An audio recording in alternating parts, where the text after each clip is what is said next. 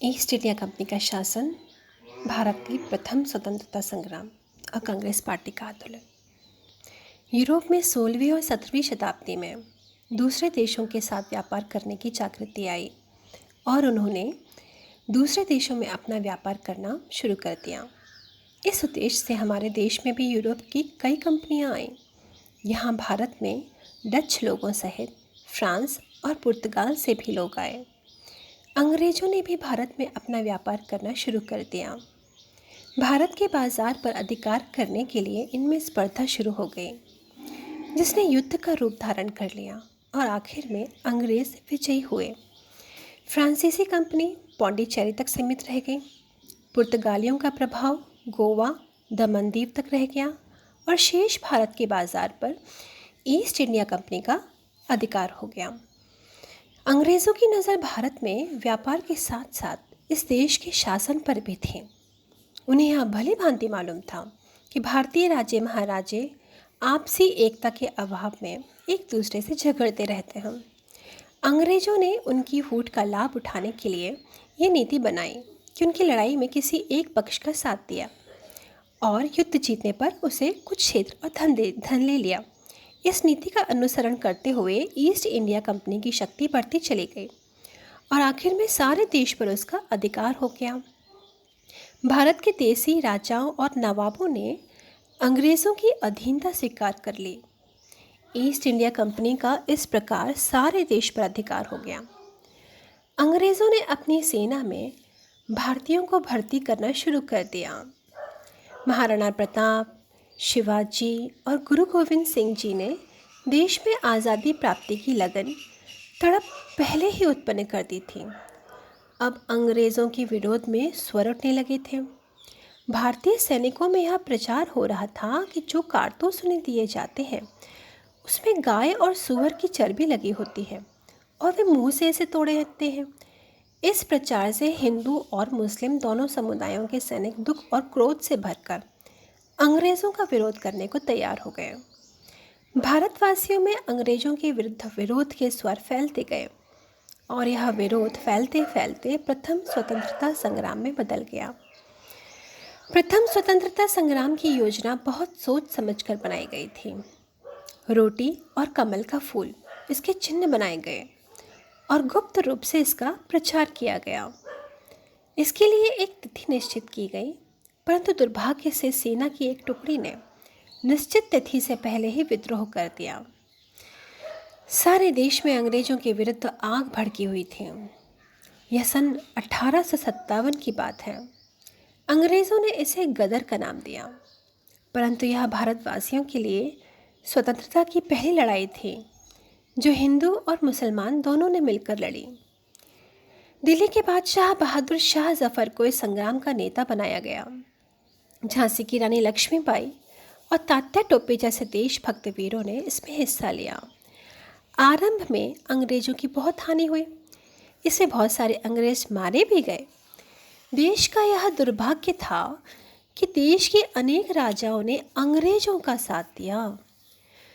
स्वतंत्रता सेनानियों के पास योग्य और सशक्त नेतृत्व का अभाव था और उनके साधन भी सीमित थे। इन कारणों से भारत का यह प्रथम स्वतंत्रता संग्राम विफल हो गया। अब तक देश पर ईस्ट इंडिया कंपनी का राज्य हो गया। प्रथम स्वतंत्रता संग्राम की विफलता के बाद इंग्लैंड की अंग्रेजी सरकार ने भारत के शासन की बागडोर अपने हाथ में ले ली और अब भारत पर इंग्लैंड की अंग्रेज सरकार का शासन हो गया। उसका प्रतिनिधि अब गवर्नर जनरल के स्थान पर वाइसरॉय कहा जाने लगा। अंग्रेज़ों ने अब यद्यपि भारतीयों को सुविधा देने की घोषणा की, लेकिन यह सिर्फ औपचारिक मात्र थे। उन्हीं दिनों पंजाब के अमृतसर में जलियांवाला बाग की दर्दनाक घटना हुई। वहाँ अंग्रेज़ों ने सैकड़ों निर्दोष लोगों को मार दिया, जिससे देश में अंग्रेज़ों के विरुद्ध आक्रोश और भी बढ़ गया। इस घटना से अंग्रेज़ी सरकार की बहुत बदनामी हुई। इसी दौरान एक अंग्रेज़ व्यक्ति लॉर्ड ह्यूम ने भारत में कांग्रेस पार्टी की स्थापना की ताकि यह पार्टी भारतवासियों की समस्याओं को सरकार के सम्मुख रखें। धीरे धीरे यह पार्टी आगे चलकर स्वतंत्रता आंदोलन की पार्टी बन गई, मुख्य पार्टी बन गई। इस पार्टी में नरम दल और गरम दल दो प्रकार की नीतियों वाले नेता थे। अब कांग्रेस की बागडोर पूर्णतः भारतीय नेताओं के हाथ में आ गई। इसके भारतीय नेताओं में गोपाल कृष्ण गोखले, बाल गंगाधर तिलक, लाला लाजपत राय और विपिन चंद्र पाल प्रमुख थे।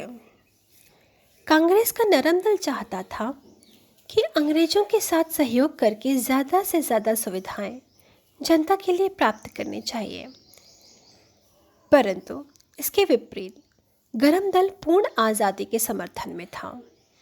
नरम दल की अगुवाई गोपाल कृष्ण गोखले कर रहे थे और गरम दल में लोकमान्य बाल गंगाधर तिलक, विपिन चंद्र पाल और लाला लाजपत राय थे। लोकमान्य तिलक ने गीता के विषय में गीता रहस्य नामक पुस्तक लिखी, जो बहुत प्रसिद्ध हुई। इन्होंने देश में गणेश पर्व को मनाना शुरू किया और हिंदू समाज को जोड़ने का प्रयास किया। लाला लाजपत राय को शेरे पंजाब कहा जाता था। उस समय देश में लाल बाल पाल के नाम की धुन चारों ओर थी। लाला से लाला लाजपत राय, बाल से बाल गंगाधर तिलक और पाल से बिपिन चंद्र पाल की धुन। देश की अधिकतर जनता गरम दल के साथ ही थी। कांग्रेस पार्टी ने लोगों को सुविधाएं दिलवाने के लिए आंदोलन किए। अंग्रेज सरकार ने लोगों की समस्याओं को जानने के लिए और उनका समाधान करने के लिए एक कमीशन बनाया, जिसके मुखिया साइमन नामक अंग्रेज थे। कांग्रेस पार्टी ने इस कमीशन का बहिष्कार किया और देश में अनेक स्थानों पर जुलूस निकाले, जिसमें साइमन गो बैक के नारे लगाए गए। लाहौर में लाला लाजपत राय के नेतृत्व में एक ऐसा बहुत बड़ा जुलूस निकाला गया जिसमें साइमन गो बैक के नारे लगाए गए। जुलूस पर पुलिस द्वारा भारी लाठीचार्ज किया गया, जिसमें लाला लाजपत राय जी बहुत ज़्यादा घायल भी हो गए। घायल होने पर भी लाला जी ने गरजते हुए कहा, मेरी छाती पर लगा लाठी का एक एक वार अंग्रेजी साम्राज्य की अर्थी में लोहे की कील साबित होगा। कुछ समय बाद लाला जी ने अपना शरीर त्याग दिया। उनकी शहादत पर देश में दुख और क्रोध की लहर दौड़ गई और उनकी मौत का बदला क्रांतिकारी वीरों द्वारा एक अंग्रेज अफसर को मारकर लिया गया।